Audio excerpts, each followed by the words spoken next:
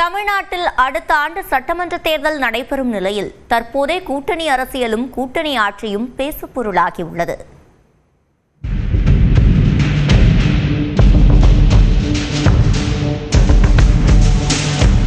இந்த 2021 தேர்தலில் வாங்கின வாக்கை வச்சுக்கிட்டு அதில் வெற்றி பெற்றமா இல்லையானதை மட்டும் வச்சுக்கிட்டு மார்க்சிஸ்ட் கம்யூனிஸ்ட் கட்சியுடைய வாக்கு வங்கியை மதிப்பிடுவதை அது சரியான மதிப்பீடாக இருக்காது. மார்க்சிஸ்ட் கம்யூனிஸ்ட் மாநில செயலாளர் சண்முகத்தின் இந்த கருத்தால் கூட்டணி கட்சிகளுக்கு சீட் ஒதுக்குவதில் திமுகவுக்கு நெருக்கடி ஏற்பட்டுள்ளதாக தெரிகிறது. தமிழ்நாடு சட்டமன்ற தேர்தலுக்கு 10 மாதங்களே உள்ள நிலையில் தற்போதே அதற்கான ஜுரம் தொற்றிக் கொண்டுள்ளது.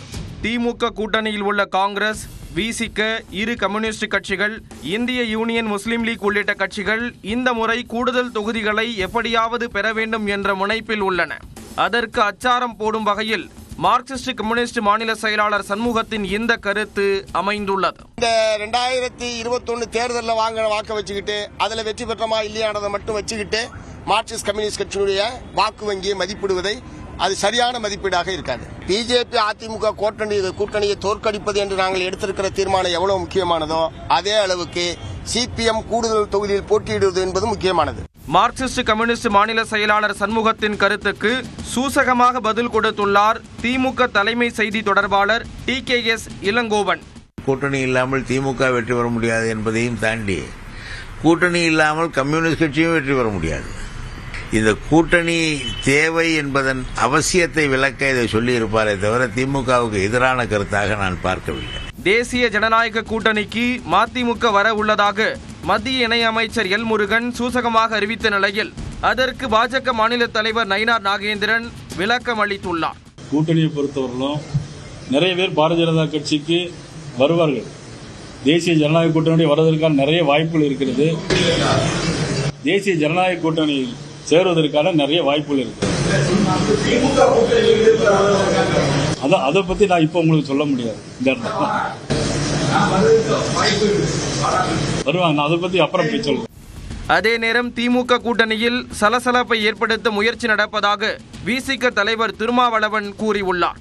நாங்கள் இந்த கூட்டணி தான் இருப்போம், முடிந்த வரையிலும் கூடுதல் இடங்களுக்காக முயற்சிப்போம். திமுக கூட்டணியில் இருந்த ஒரு கட்சி என்டிஏ கூட பேச்சுவார்த்தை நடக்குதுன்னு சொல்லி இப்போ தற்போது எல் முருகனும் நயினார் நாகேந்திரனும் பேட்டி கொடுத்துருக்காங்க. அது திமுக கூட்டணிக்குள்ள அவங்க சலசலப்பை ஏற்படுத்த முயற்சிக்கிறாங்களாம். அது அவங்களுடைய டிப்ளமேட்டிக் அரசியல் என்று அவங்க அப்படி காட்டிக்கொள்கிறார்கள். அதுக்கெல்லாம் வாய்ப்பே கிடையாது.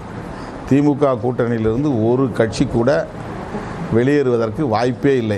மாநிலங்களவை உறுப்பினர் சீட் கொடுப்பதில் அதிமுக உடனான உறவில் விரிசல் ஏற்பட்டதால் விஜயுடன் கூட்டணி அமைக்க பிரேமலதா திட்டமிட்டு இருக்கிறாரா என கேள்விகள் எழுந்துள்ளன. இன்னைக்கு வேணா விஜய் அரசியலுக்கு வரலாம். எங்களை பொறுத்த வரைக்கும் நடிகராக இருக்கிறதுக்கு முன்னாடி சின்ன வயசுல இருந்து அவர் எங்க வீட்டு பையன், சரிங்களா? இன்னைக்கு வேணா அவர் அரசியல் கட்சி ஆரம்பிச்சிருக்கலாம். அதனாலதான் இதை நான் தெளிவா சொல்றேன். நாங்க 20 வருஷம் ஆயிட்டோம். அதனால இந்த கேள்வியை இப்பொழுது கட்சி ஆரம்பிச்சிருக்க விஜய் கிட்ட தான் நீங்க கேட்கணும்ன்றத நான் சொல்றேன். இதனிடையே ஆளும் திமுக அரசின் மீது பல்வேறு குற்றச்சாட்டுகளை முன்வைத்துள்ள எதிர்க்கட்சி தலைவர் எடப்பாடி பழனிசாமி அதன் கூட்டணி கட்சிகள் குறித்தும் விமர்சித்துள்ளார்.